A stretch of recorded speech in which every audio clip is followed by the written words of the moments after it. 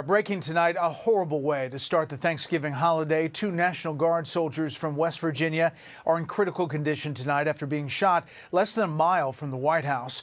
It happened about 2:15 this afternoon Eastern Time outside a metro station. President Trump was briefed in Florida. The White House was placed on a lockdown, and flights to Reagan Airport were actually suspended. A suspect is in custody. He was shot and is said to be severely injured. Correspondent Mark Meredith has been on the scene all day. He joins us from there right now. Good evening, Mark.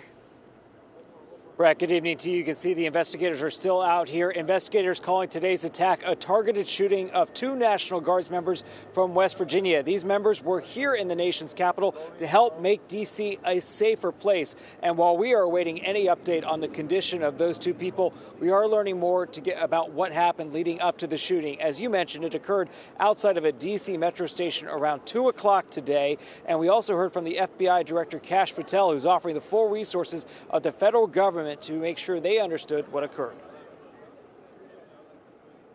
Make no mistake, they will be brought to justice.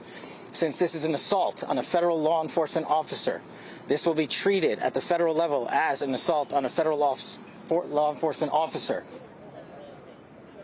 Police have yet to say if the suspect shouted or threatened the service members before shooting, but that suspect was shot by responding officers or service members and quickly captured. His condition has not been released, but eyewitnesses told us that he was conscious.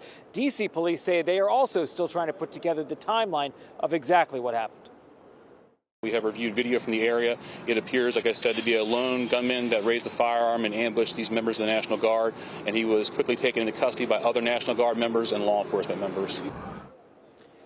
The deployment of National Guard troops has not only been closely watched nationally, we've certainly covered it on this program, but it's also been controversial too. D.C.'s Democratic mayor has walked a fine line, sometimes supporting the Trump administration's crime crackdown, while at also times criticizing how it's been carried out. We heard from Mayor Bowser also this evening. I've had the opportunity to brief U.S. Attorney General Pam Bondi, who was speaking to the president when I called, as well as the United States Attorney Pirro, who assured me that this case will have her office's complete attention. And as we covered last night on this program, Bowser will not be running for re-election in this city. We are also waiting to see if there's any more information about how the National Guard troops that are also in D.C. will respond going forward. We are told tonight, Brett, that the Trump administration plans to send even more troops from across the country to help police D.C. Brett.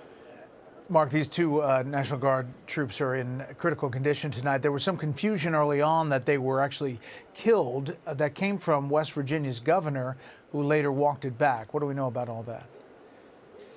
Brett, you're right. It was a quick whiplash as we were trying to piece together what happened. We were out here on the same street corner when we saw the social media message from Governor Patrick Morrisey, the governor of West Virginia, who would be the commander-in-chief of these troops that were out here. He had said that they had been killed, but then he walked that statement back about 20 minutes, saying he too was getting some confusing messages, conflicting messages about what happened. Our team has been reaching out to the hospitals, trying to get any update on the condition. But Brett, you can imagine a lot of families and friends are being notified across West Virginia tonight as well. Yeah. Brett.